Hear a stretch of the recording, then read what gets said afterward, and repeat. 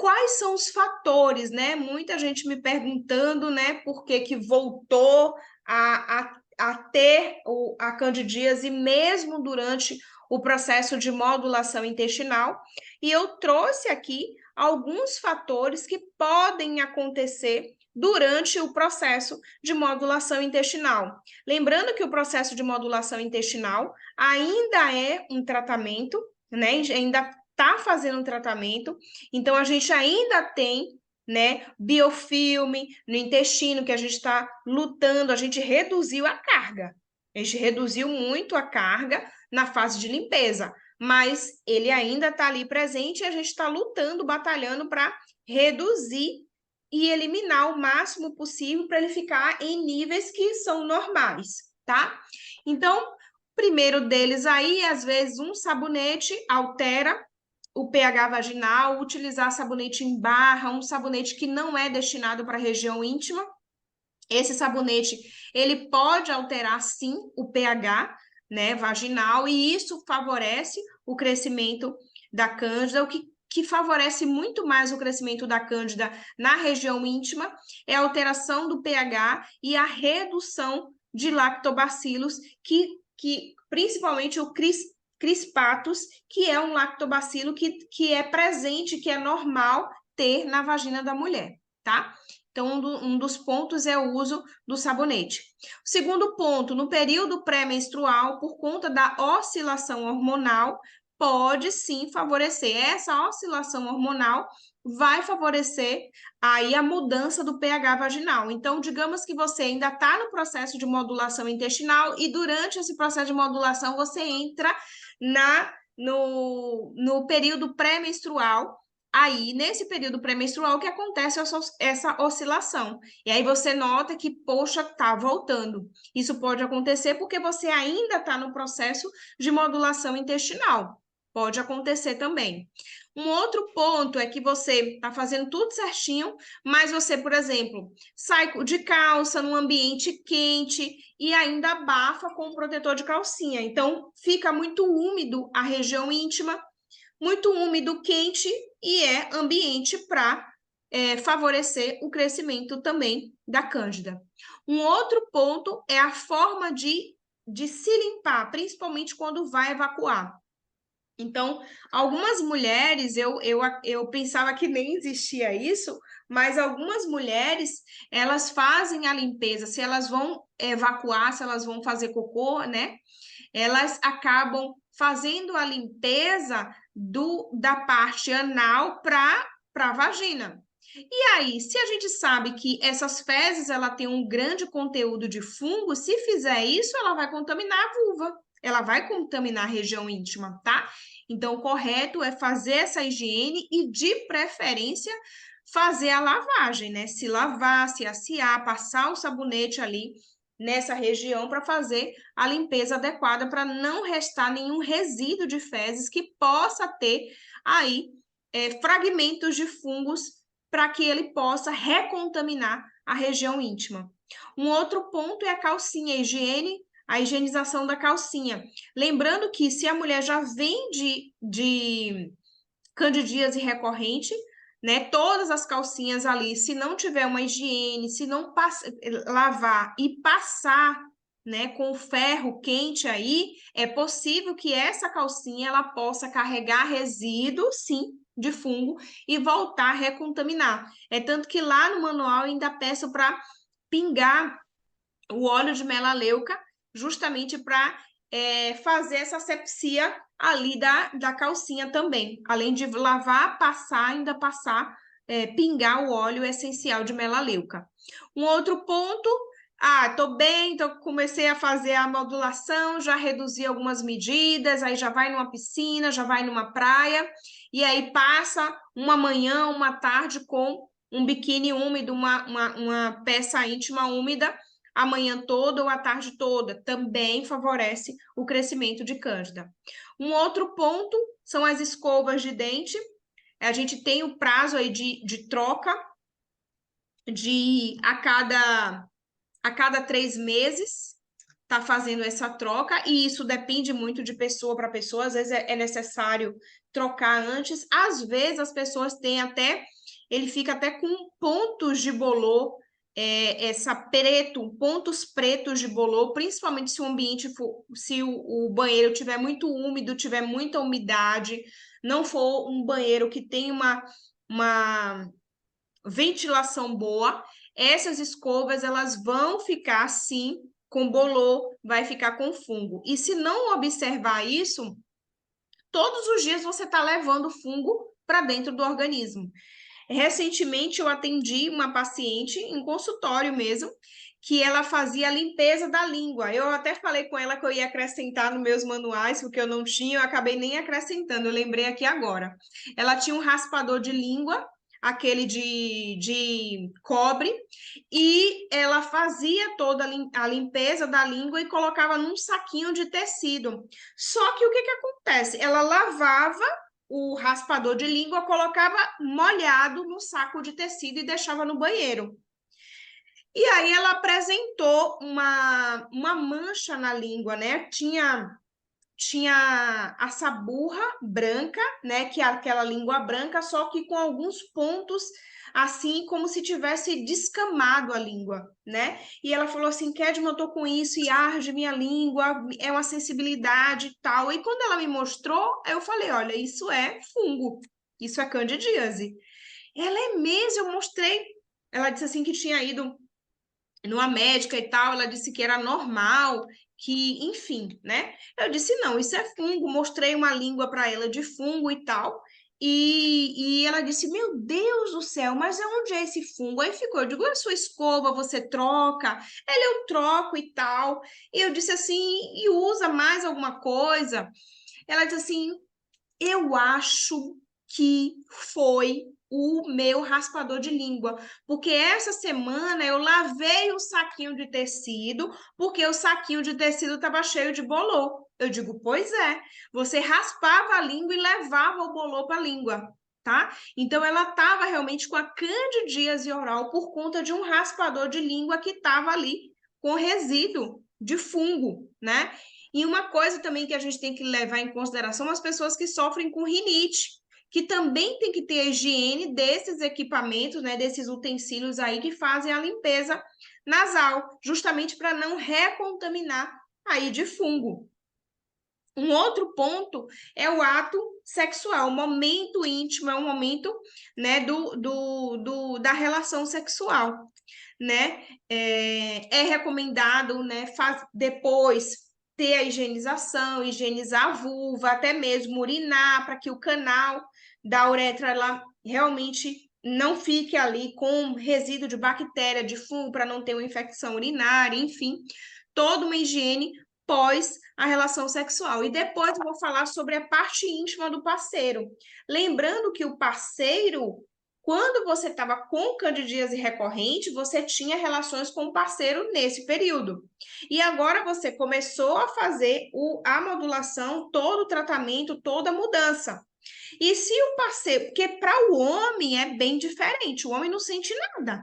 O homem não sente completamente nada.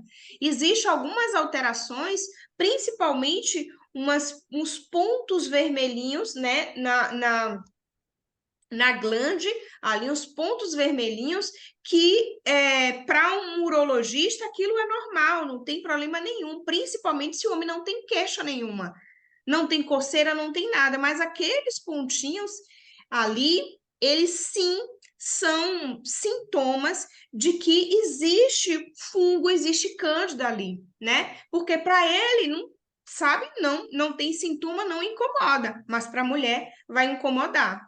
E nesse momento também é importante fazer o uso de um óleo de coco para lubrificar. O óleo de coco contém uma substância que tem uma ação antifúngica, então é interessante, além de ser lubrificante, é interessante também porque na região íntima ele vai ter uma ação também antifúngica, então o momento é interessante. E para as mulheres que praticam o sexo anal também, é importante que utilize o preservativo, porque a região do reto é onde passa as fezes. Então, se o parceiro introduz o pênis na região anal e depois retira e coloca na vagina, a vagina vai ser contaminada. Então, tem resíduo ali de bactérias e de fungos que vai levar para a vagina. Então, vai ser contaminada. Então, é interessante que utilize o quê? Preservativo. Usou preservativo, tirou, né? E aí pode colocar na porta 1. Usou a porta 2, tira o preservativo e usa a porta 1 sem o preservativo sujo, já não tem essa contaminação. E para os brinquedinhos íntimos também vale a mesma coisa. Brinquedinho íntimo na parte 2, né? O brinquedinho íntimo na parte 2 vai ter que ser lavado. Não adianta. Para colocar na porta 1, tá? Sempre assim. Porque senão acaba contaminando. Então, tem que ter sempre aí esse cuidado nesse momento. Não fazer mais, né? Tem algumas mulheres que até me perguntam, e aí, Kedma, no período eu não vou namorar, então não é isso, mas ter todo um cuidado, né? Em todos os momentos ter esse cuidado aí, tá? Um outro ponto, se o ambiente também tiver mofado, com bolor, ou, né, se tem tapete, ver por quê. Isso, principalmente isso, para quem tem muitas alterações de rinite, um travesseiro, um colchão para aquelas pessoas que têm alterações de fungo em pele, como descamação em pele, né? Então é interessante fazer essa troca. Travesseiro a cada 2 anos e colchão a cada 10 anos, né? Fazer essas trocas. Um outro ponto, mulheres, né, que fazem uso de anticoncepcionais, infelizmente, o uso de anticoncepcionais, eles interferem muito por conta da alteração do pH, altera muito o pH vaginal. Esses dias eu até, inclusive, atendi uma pessoa que tinha acabado de fazer, tinha 2 meses, né, que tinha feito um implante, e nesse implante tinha um estradiol. E aí ela já vinha assim, Kedma, não tô entendendo por que que eu tô com essa candidíase e tal, e fez... Logo que eu lembrei. Oi? E fez modulação, e fez isso e tal, e ela quer o meu melhor, mas volta tudo de novo, eu não tô entendendo, tá horrível, tá péssimo isso e tal. E eu disse, você usa anticoncepcional? Não, Kedma, eu uso implante. Sim, mas esse implante tem o quê? Eu uso o implante de testosterona, ela falou. Eu disse, mas é só testosterona? Tem mais alguma coisa? Aí ela mandou para mim, né, no cartãozinho dela, o que é que tinha? Eu digo, pois é, menina, esse hormônio aqui. Esse hormônio aqui que está interferindo no pH vaginal. Ela quer, pelo amor de Deus, eu botei o implante, só daqui a 6 meses eu vou tirar. Foi 6.000 reais. Ela ainda falou, eu não posso tirar. Eu disse, tá bom, mas aí você precisa entender que a gente não está conseguindo alcançar um resultado porque existe esse fator que interfere.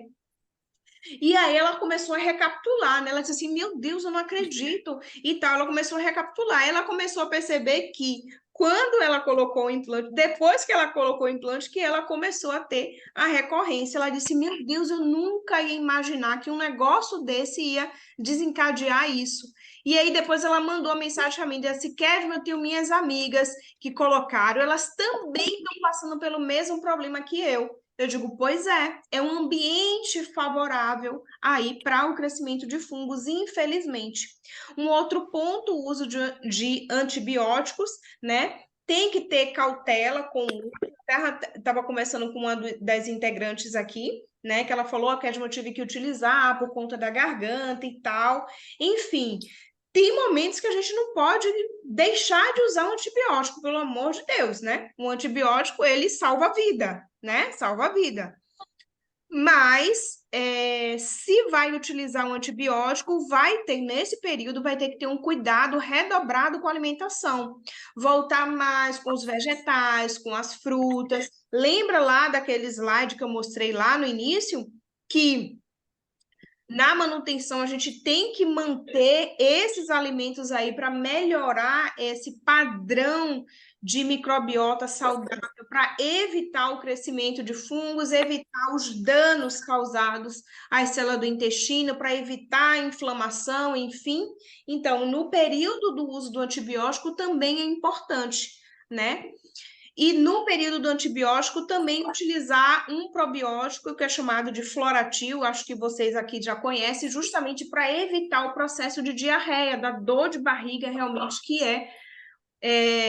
a pessoa tem por conta, né, do uso do antibiótico, que é normal ter diarreia nesse período, tá? Se usa antiácido, omeprazol, pantoprazol, isso aí também tem que ter cuidado com esses antiácidos, tá? Justamente, deixa eu só... Vocês estão conseguindo visualizar aí? Que eu mudei aqui, ó. Deixa eu voltar aqui. Antiácidos, tá? Fazer a higiene, a seleção das frutas, como, por exemplo, o morango. O morango, às vezes, vem um na caixinha ali que tá mofado, às vezes uma fruta também, o mamão. Às vezes, se a gente deixar amadurecer demais, ele já começa com pontos ali de fungos. A gente tem que ter cuidado com esses alimentos, porque começou a ter ponto de fungo, gente, o fungo tem raiz, lembre-se disso. Então, aquele ponto inicial ali, né, por baixo, por dentro do alimento, ele vai ter também fungos que a gente não está conseguindo ver. E aí a gente acaba ingerindo esse alimento, ingere também o fungo e volta de novo ao processo aí de reinfecção pelo fungo. A questão dos farináceos, que eu sempre digo para colocar na freezer, né? Abrir, colocar na freezer por 48 horas, depois você pode guardar no armário, justamente para reduzir essa carga fúngica. No período da modulação, eu peço para utilizar chás, às vezes o chá que você compra numa loja que venha utilizar nessas lojas a granéis, pode ter contaminação de fungo, a depender, né, da loja, então tem que ter cuidado. Tem que ter cuidado com a semente de abóbora que você vai comprar nessas lojas, se não está muito velha, se não tem fungo também. E com a higienização dos alimentos também, porque se não fizer uma higienização boa, também pode estar voltando esse fungo para o intestino e alterando esse intestino, tá? Então, esses são